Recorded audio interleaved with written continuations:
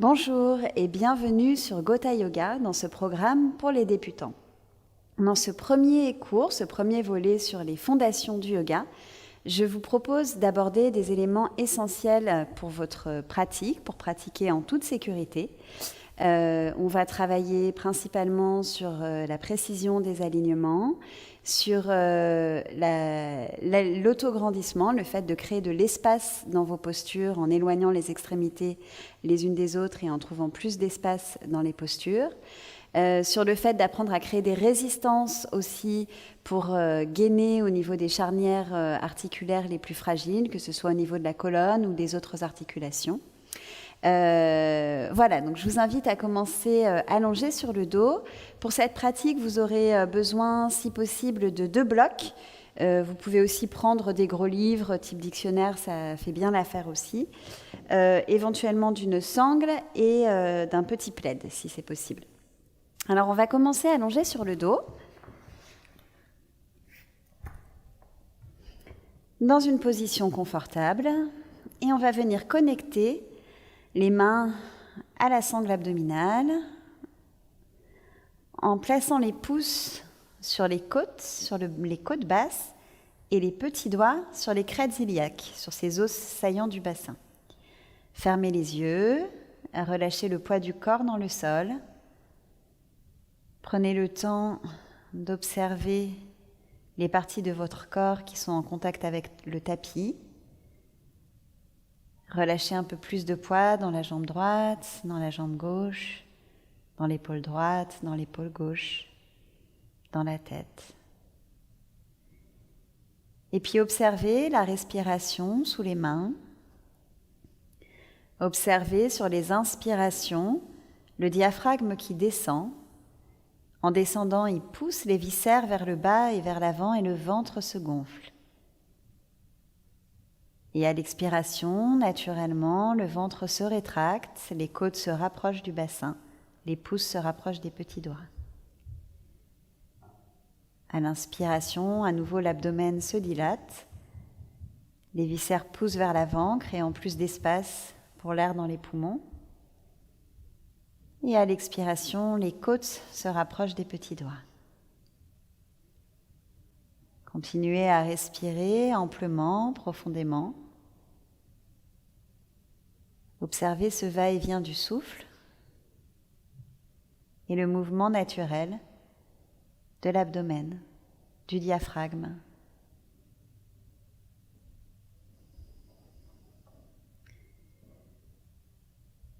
Pour la suite de votre pratique, vous allez essayer de fermer la bouche, de respirer uniquement par le nez, de sorte à mieux contrôler le rythme de votre souffle et à permettre à l'air d'être filtré par les narines.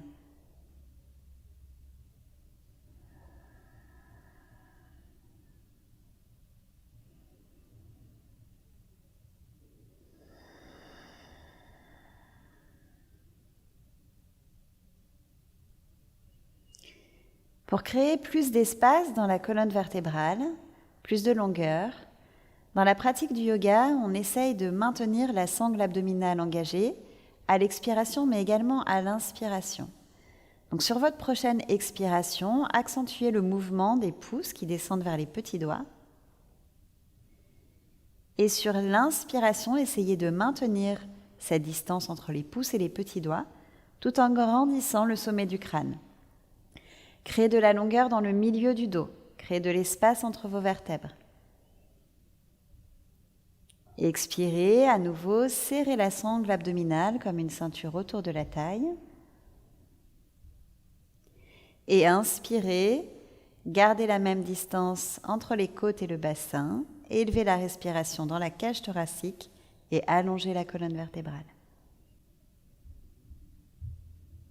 Encore une fois, expire, serre la sangle abdominale comme une ceinture autour de la taille. Et inspire sans pousser dans le ventre, la colonne se grandit, l'espace entre les omoplates se remplit d'air. Et puis laissez glisser la main droite sur le côté gauche du buste, pouce droit sur les côtes gauche, petit doigt droit sur les crêtes iliaques à gauche. On va continuer cette respiration. Simplement, à l'inspiration, on va ajouter le mouvement du bras gauche qui monte jusqu'au-dessus de l'oreille en essayant de garder toujours la même distance entre le pouce et le petit doigt. On expire, on ramène le bras, la cage thoracique descend vers la taille. Et à l'inspire, on va essayer de résister dans l'oblique gauche, dans la sangle abdominale à gauche, tout en montant ce bras vers le ciel, de sorte à ne pas laisser les côtes monter vers le haut et à garder toute la longueur de la colonne lombaire. Puis même chose de l'autre côté, main gauche sur le côté droit, inspire, le bras monte, je descends les côtes droites vers la taille, expire, je ramène le bras.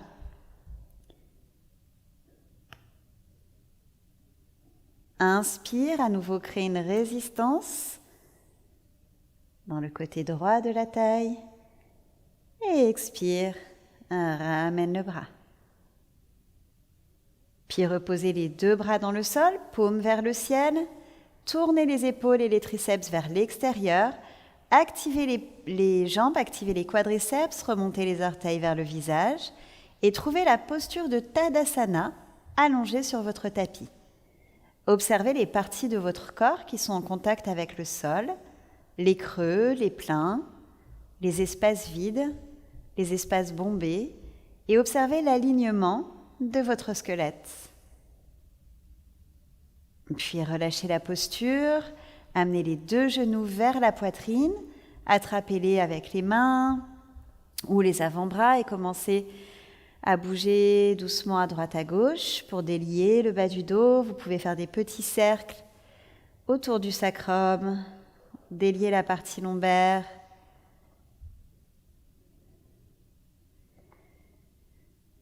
Et doucement rouler sur le côté du corps pour venir vous asseoir sur votre tapis. Je vous invite à venir placer un support, un bloc ou une couverture sous vos ischions et à venir placer les pieds sous les genoux. Les tibias se croisent en leur centre, de sorte à avoir les deux genoux à la même hauteur. Puis tirez vos ischions vers l'arrière pour renverser le bassin. Retrouvez ici la lordose lombaire naturelle. Replacez les mains sur les genoux. Alignez les épaules au-dessus du bassin. Rentrez légèrement le menton. Et reconnectez-vous à votre respiration profonde par le nez.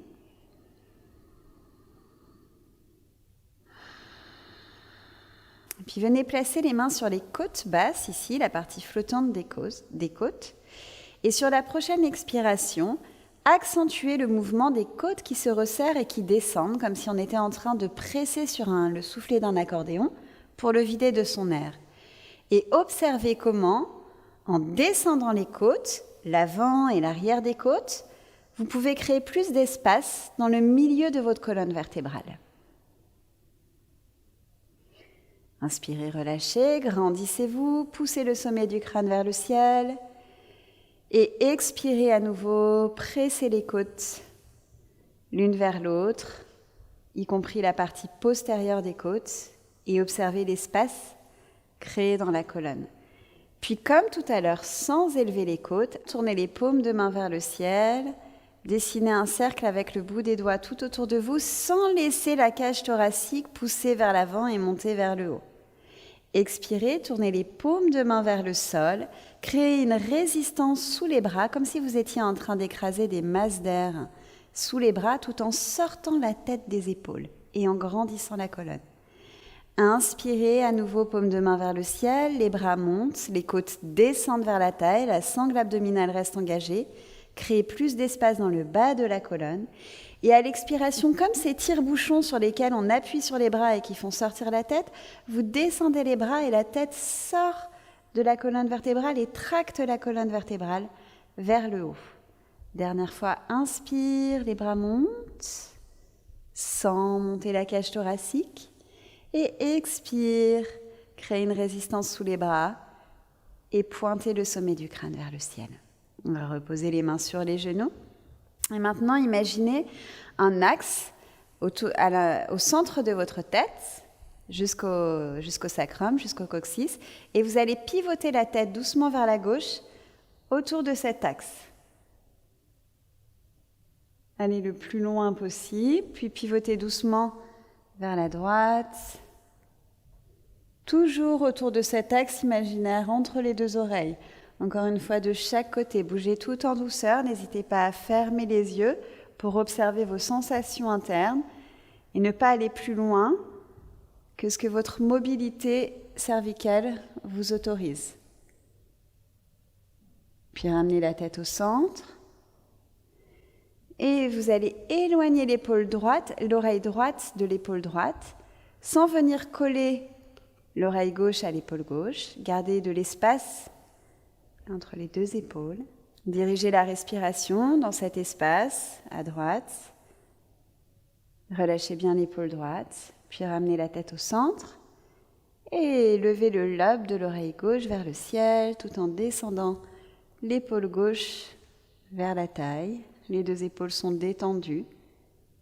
Ne relâchez pas la musculature pour protéger votre nuque. Revenez au centre.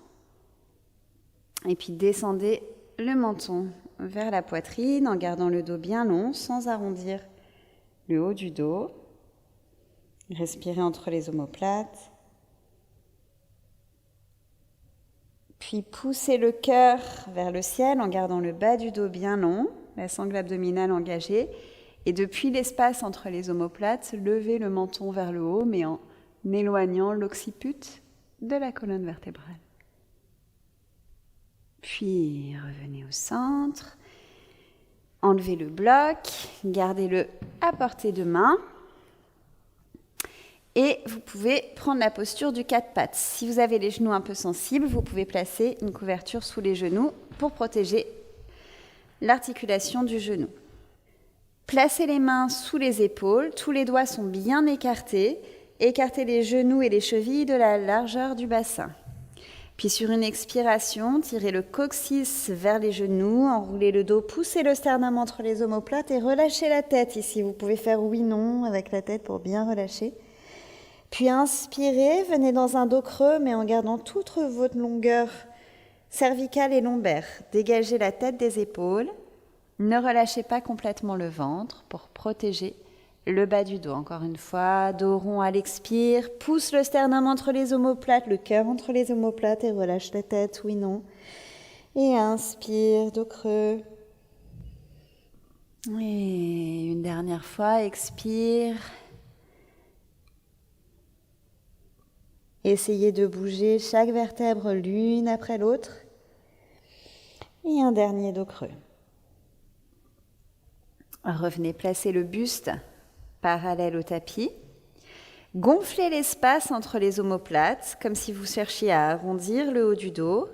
Et le dos doit être bien plat, comme si on voulait poser des coupelles de café dessus, puis tirez les poignets, les talons des mains vers les genoux pour serrer un petit peu plus la sangle abdominale autour de la taille.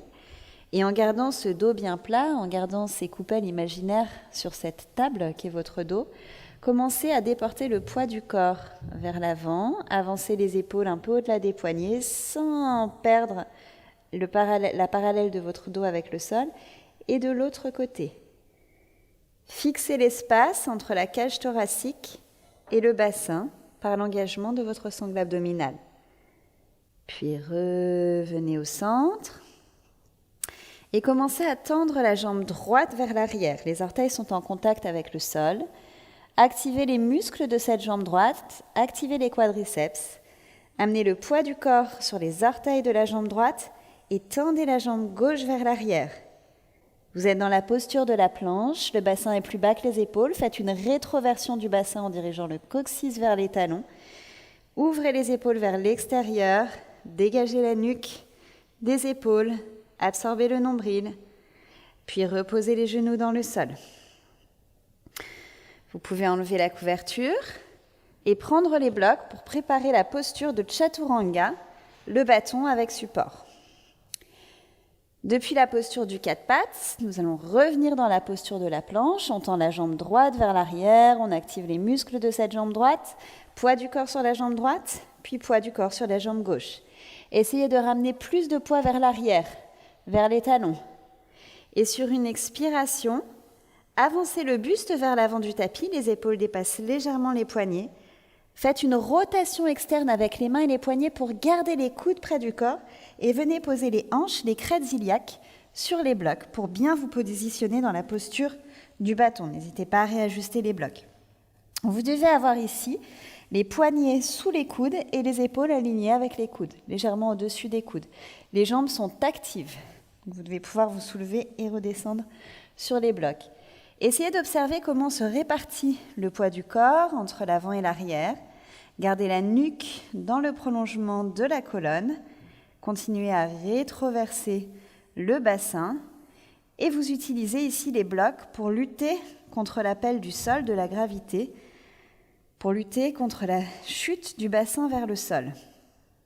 Maintenant, on va reprendre la posture sans les blocs, mais en essayant de garder cet alignement. Gardez vos blocs sur le côté à portée de main. Retrouvez la posture de la planche. Contractez les muscles des jambes. Amenez du poids vers l'arrière. Si c'est trop intense avec les genoux levés, vous avez aussi l'option de poser les genoux dans le sol et de croiser les chevilles ici. C'est la même chose, mais ce qu'on veut, c'est continuer à créer cette ligne droite du coccyx au sommet du crâne sans relâcher le ventre et le bassin vers le sol. Comme si on avait toujours le soutien de ces blocs que l'on n'a plus. Donc avec ou sans genoux dans le sol, on tourne les mains et les poignets vers l'extérieur pour compacter les épaules et les coudes avec le buste et on descend d'un seul bloc sur le tapis. On pose en même temps les cuisses, le ventre, la poitrine et le front. Ici, on va retourner les orteils pour prendre la posture de Shalabhasana. Vous allez venir placer un bloc entre les cuisses, dans le sens de la hauteur. Dégagez la jambe droite puis la jambe gauche vers l'arrière. Tous les orteils sont en contact avec le tapis. Activez les jambes en remontant les rotules, en activant les quadriceps. Puis venez croiser les doigts dans le dos. Posez-les sur le sacrum et faites descendre le sacrum vers les talons de sorte à effacer la courbure lombaire. Le pubis se rapproche du sol et sur votre prochaine inspiration, tendez les bras, éloignez les poignets du sacrum et montez dans la posture de la sauterelle sans lever les jambes. Les orteils restent en contact avec le sol. Expirez, redescendez, changez le croisement des mains. À nouveau, placez les mains sur le sacrum, descendez le coccyx vers les talons et sur une inspiration sans soulever les orteils, tendez les bras, éloignez les poignets du coccyx et montez le buste. Cherchez à éloigner le sternum du pubis. Continuez à rétroverser le bassin en poussant le pubis dans le sol. Et là, vous avez lâché les mains et amené les mains de part et d'autre de votre buste pour la posture du bébé cobra. Les orteils sont toujours en contact avec le tapis, les jambes actives, les rotules soulevées, les quadriceps actifs. Le bas du dos est long, pubis dans le sol. Tirez les coudes et les épaules loin derrière. Et le cobra, c'est un serpent qui se hisse à la simple force des muscles du dos. Les mains servent juste d'appui, mais on peut ici tenir la posture sans pousser dans les mains. Continuez à créer de la longueur dans votre colonne. Éloignez les vertèbres les unes des autres. Éloignez l'occiput ici de votre coccyx. Ne poussez pas dans les mains pour ne pas mettre de pression dans votre colonne lombaire. Et sur une expiration, repoussez-vous à quatre pattes et venez trouver la posture de l'enfant. Enlevez le bloc, posez le front au sol, descendez les ischions vers les talons, bougez un petit peu à droite à gauche, laissez le dos s'arrondir et respirez ici. Essayez d'amener la respiration dans le bas du dos. Gonflez les reins, gonflez l'espace des lombaires avec votre souffle.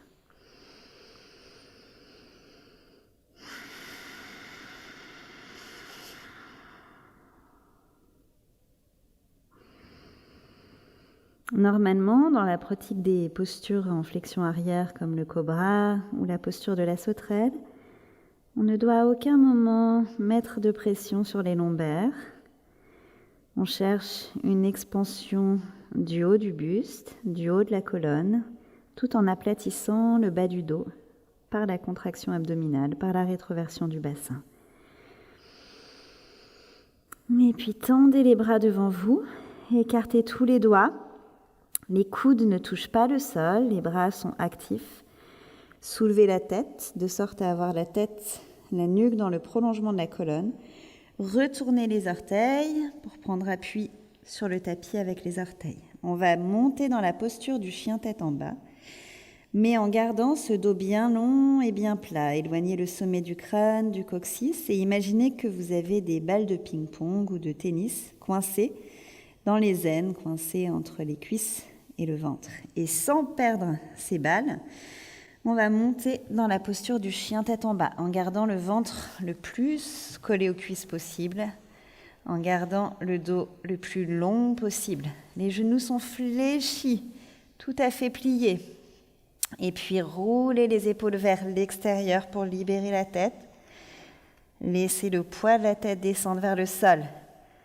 Activez les doigts en repoussant le sol avec les doigts. Pointez le ciel avec les ischions. Et doucement, commencez à tirer le talon droit vers le sol, à fléchir la jambe gauche. Puis repliez la jambe droite, tirez le talon gauche vers le sol. Marchez ici un petit peu sur place. Réveillez les chaînes musculaires postérieures de vos jambes. Et puis remontez sur les pointes de pied. Pliez les genoux de sorte à retrouver un angle de 90 degrés entre vos cuisses et votre ventre. Ne laissez pas le dos s'arrondir. Si le dos s'arrondit quand on amène les talons vers le sol, on fléchit les genoux. Le but de cette posture, c'est de décomprimer la colonne et de trouver le plus de longueur possible entre nos vertèbres. Si vos ischio-jambiers le permettent, vous pouvez commencer à redescendre les talons vers le sol. Mais si la colonne s'arrondit, gardez les genoux fléchis. Respirez ici. Ralentissez la respiration. Retrouvez une respiration lente, fluide. Relâchez bien la tête. Vous pouvez à nouveau faire 8 noms avec la tête.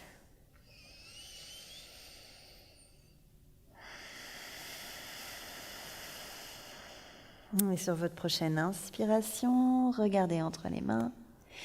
Expirez, amenez les pieds vers les mains, derrière les poignets. Les jambes sont pliées.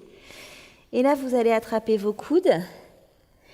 Posez le ventre sur les cuisses et pliez les jambes de sorte à pouvoir amener le poids du corps vers les orteils. Montez le bassin vers le haut pour pouvoir descendre l'avant du corps et le poids de la tête vers le sol. Plus je monte dans les ischions, plus je relâche la tête vers le sol. Et en relâchant le poids de la tête vient tracter la colonne et ramener un peu plus d'espace entre les vertèbres. Vous pouvez vous bercer un petit peu à droite à gauche ou d'avant en arrière. Puis relâchez les mains. Et sur une expiration, pliez fortement les genoux de sorte à descendre le coccyx vers le sol, déroulez la colonne, vertèbre après vertèbre. Venez réempiler les vertèbres les unes sur les autres. Inspirez, tirez les épaules vers les oreilles et expirez par la bouche en roulant les épaules vers l'arrière. Et encore une fois, inspire, monte les épaules vers les oreilles. Et expire, roule les épaules vers l'arrière. Vous êtes ici dans la posture de Tadasana, posture de la montagne. C'est la même posture que celle que nous avons pris allongée tout à l'heure. Et on va essayer de retrouver cet alignement du sol, du contact avec le tapis, mais dans la posture debout. Les pieds sont écartés de la largeur du bassin. Les bords externes des pieds alignés avec les bords du tapis pour libérer ici dans le sacrum. Si les pieds viennent en canard, on va presser dans les lombaires et dans le sacrum. Donc, bords externes des pieds alignés avec les bords du tapis. Et puis, venez prendre appui sur ce qu'on appelle le tripode. Donc, ce sont ces 3 points d'appui pour la voûte plantaire dans le sol qui se constituent de la boule du gros orteil, la boule du petit orteil et le talon. Venez placer ce tripode dans le sol en activant la voûte plantaire Et puis, fléchissez les genoux pour faire une légère rétroversion du bassin. Ramenez doucement les orteils dans le sol, juste pour vous rééquilibrer, mais sans ramener de poids sur les orteils. Le poids reste principalement sur les talons et un petit peu sur la boule du gros orteil et du petit orteil. Et ce tripode, cette pyramide de la voûte plantaire, c'est vraiment la base qu'on va devoir retrouver dans toutes les postures debout pour bien tenir les appuis dans le sol. Doucement, on va retendre les jambes en gardant le poids du corps vers les talons. Et en retendant les jambes, on observe que les quadriceps et les rotules s'activent pour pouvoir tenir dans la posture debout avec le poids vers les talons.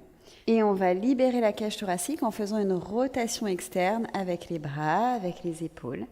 Les clavicules, ici la ceinture scapulaire s'ouvre, sans laisser les côtes partir vers l'avant. Comme tout à l'heure, on va chercher à effacer les côtes. On adoucit toutes les courbures de la colonne vertébrale ici, y compris la courbure cervicale, en rentrant légèrement le menton pour monter un peu plus haut le sommet du crâne vers le ciel. Les doigts s'ouvrent vers le sol et s'écartent comme si on avait des petits lasers ici qui descendaient vers le sol. Et on s'étend, on s'étire, des talons au sommet du crâne, du bout des doigts au sommet du crâne. Fermez les yeux, réimaginez ce tapis comme quand vous étiez allongé tout à l'heure, le soutien du sol. Venez vous aligner sur ce support tout en étant dans la posture debout. Cherchez à empiler votre squelette pour trouver le minimum d'effort musculaire, comme on empilerait des caplas ou un château de cartes, et vous tenir dans cette posture debout, sans effort, aligné, grandi, déployé dans toute l'amplitude de votre corps. La respiration va et vient naturellement. Et relâchez. Pour nos prochaines postures, les guerriers 1, 2 et 3, je vous propose d'utiliser le soutien du mur. Donc pour cela, vous pouvez rapprocher votre tapis du mur ainsi que vos supports.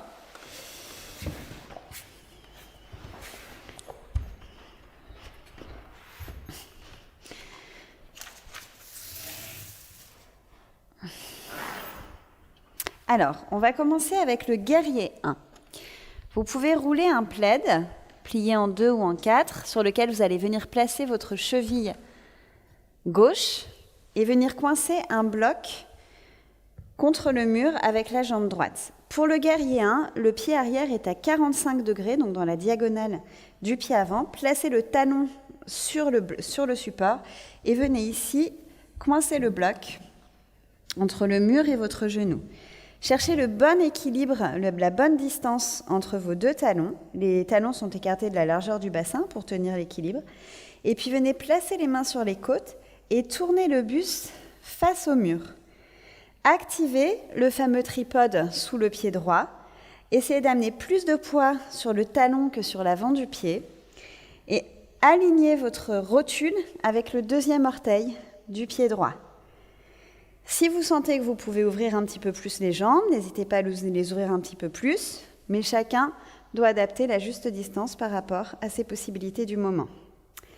Ramenez bien le buste de face, descendez les deux épaules au même niveau, et puis élevez les bras vers le ciel, dans la diagonale, dans le prolongement de la jambe arrière. Donc on ne vient pas ici coincer les bras vers la tête et la tête dans les épaules, mais on dégage la tête vers l'arrière et les bras vers l'avant, pour permettre à l'espace ici et à l'énergie de circuler dans les épaules. Vous pouvez tourner les petits doigts vers l'arrière et respirer. Absorbez la peau du ventre, montez le sternum vers le haut, tout en aplatissant le bas du dos. Prenez quelques respirations profondes dans la posture.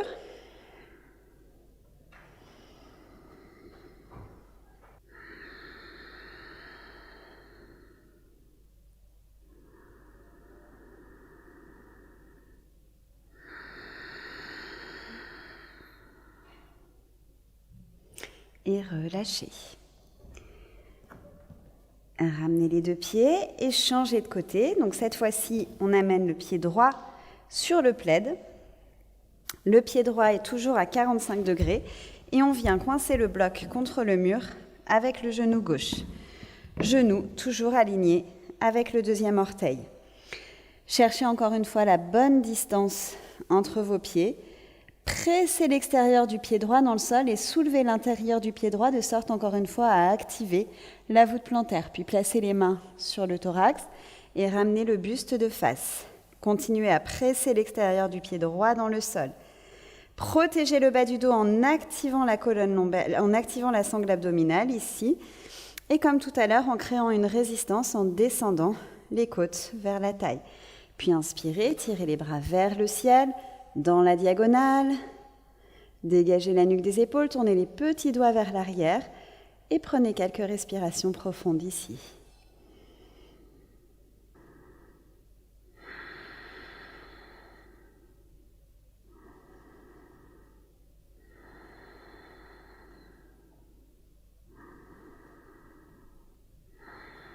Et puis relâchez la posture. Venez prendre le deuxième bloc pour la posture du guerrier 2. Alors pour le guerrier 2, cette fois-ci, les pieds sont un peu plus écartés. Le pied gauche est à 90 degrés à angle droit, cette fois-ci avec le pied droit, et la voûte plantaire du pied gauche alignée, le centre de la voûte plantaire avec le talon droit. On va venir coincer ici un bloc avec le genou droit contre le mur. Et le deuxième bloc, on va le placer au sol à l'intérieur du pied droit. Placez les mains sur les hanches et ramenez cette fois-ci le bassin parallèle à votre tapis. Continuez à presser le bloc contre le mur. Si la distance est un peu trop grande, n'hésitez pas à resserrer. Et puis, décambrez le bas du dos. Pour protéger la colonne lombaire, essayez de placer les deux hanches et les deux épaules au même niveau.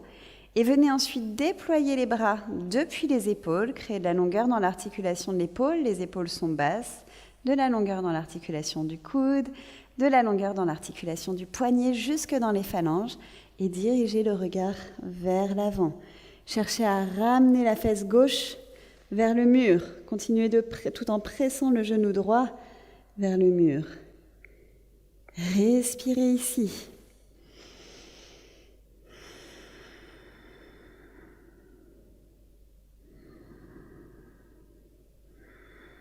Et sur la prochaine expiration, amenez le pied droit sur le bloc à l'intérieur de la cuisse, placez la main gauche sur la hanche gauche et tournez le buste et le regard vers la gauche.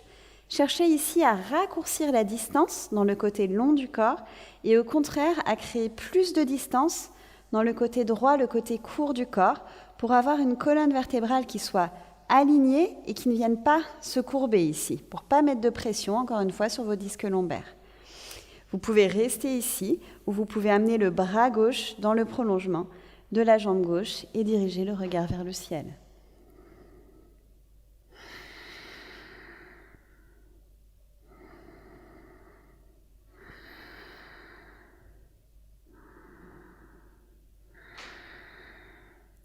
Quand vous le souhaitez, revenez, récupérez les blocs et changez de côté. Tournez le pied droit vers l'intérieur, le pied gauche vers l'extérieur, talon aligné avec le centre du pied arrière. On vient cette fois-ci placer un bloc à l'intérieur de la cheville gauche et un bloc contre le mur avec le genou gauche. Pressez bien l'arrière du pied droit dans le sol, alignez le genou avec votre cheville et votre hanche. Gardez les deux hanches au même niveau. Roulez la cuisse droite vers le mur. Gardez les deux épaules au même niveau et déployez-vous depuis les épaules jusqu'au bout des doigts. Essayez de créer plus d'espace entre les omoplates, entre les clavicules. Envoyez le regard vers l'avant et respirez profondément. Ne relâchez pas dans le ventre. Continuez à grandir la colonne vertébrale par la respiration. Repensez aux exercices de respiration que vous avez fait assis et retrouvez cette longueur dans la colonne sur les expires.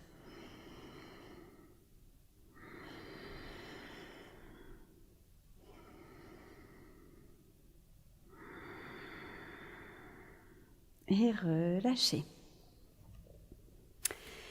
Et pour notre dernière posture, le guerrier 3, On va cette fois-ci s'éloigner un petit peu du mur, la distance d'environ une jambe, environ 1 mètre. Et on va venir placer les 2 blocs dans leur sens le plus haut, sous les mains, sous les épaules. Vous gardez environ la distance du buste entre les pieds et les mains. Cherchez de nouveau, comme tout à l'heure à 4 pattes, à aplatir le dos, comme si vous vouliez poser à nouveau des coupelles sur le dos.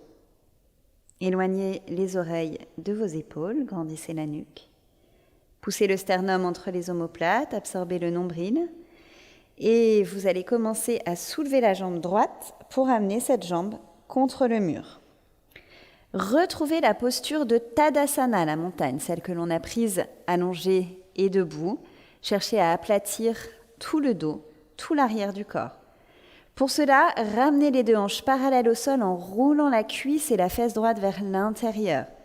Créez de l'espace dans l'articulation du genou, dans l'articulation de la cheville. Et continuez à respirer. Adoucissez la respiration. Plus les postures se complexifient, plus vous pouvez adoucir la respiration et ralentir le rythme du souffle. Concentrez-vous sur vos alignements plutôt que sur la volonté de faire et de réussir. Et puis relâchez. Ramenez le pied droit dans le sol. Soulevez la jambe gauche. Venez placer le pied gauche contre le mur. Si vous sentez des douleurs dans le genou d'appui, n'hésitez pas à fléchir légèrement la jambe d'appui. Puis ramenez les 2 fessiers au même niveau, les 2 hanches parallèles au sol. Ne laissez pas le ventre descendre vers le sol, ne laissez pas le cœur descendre vers le sol. Créez une résistance par l'engagement de vos muscles. Continuez à dégager les oreilles, des épaules. Adoucissez la respiration.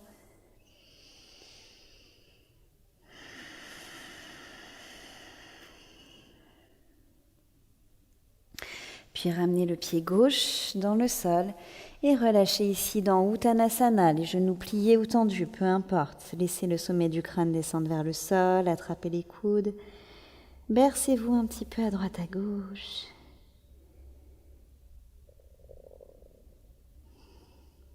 Et doucement déroulez la colonne, vertèbre par vertèbre. Inspirez, étirez les épaules aux oreilles. Expirez par la bouche en roulant les épaules vers l'arrière. Et pour notre posture de relaxation, on va placer la couverture contre le mur pour Viparita Karani. On vient s'asseoir sur le bord de la couverture avec la fesse droite. Placez la main gauche devant nous et glissez le bras droit sous le bras gauche pour déposer l'épaule droite au sol. Et puis simplement rouler pour laisser les jambes monter contre le mur en ayant les fesses le plus proche possible du mur. Éloignez légèrement les bras du torse, paumes tournées vers le ciel. Relâchez le poids du corps dans le bassin, le poids des jambes. Relâchez le poids des épaules dans le sol, fermez les yeux. Relâchez dans le ventre. Laissez votre corps absorber les effets de votre pratique. Observez l'espace que vous avez créé dans votre corps. Observez comment ça circule.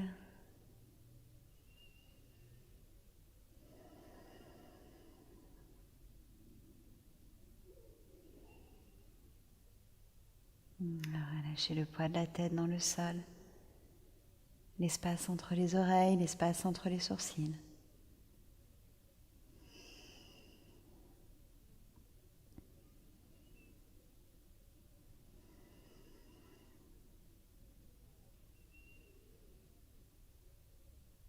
Vous pouvez rester ici autant que vous le souhaitez.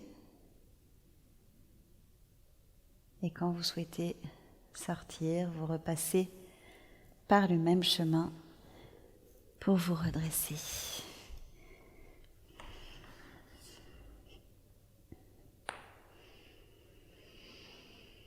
Merci pour votre pratique et à très vite sur Gotha Yoga. Namasté.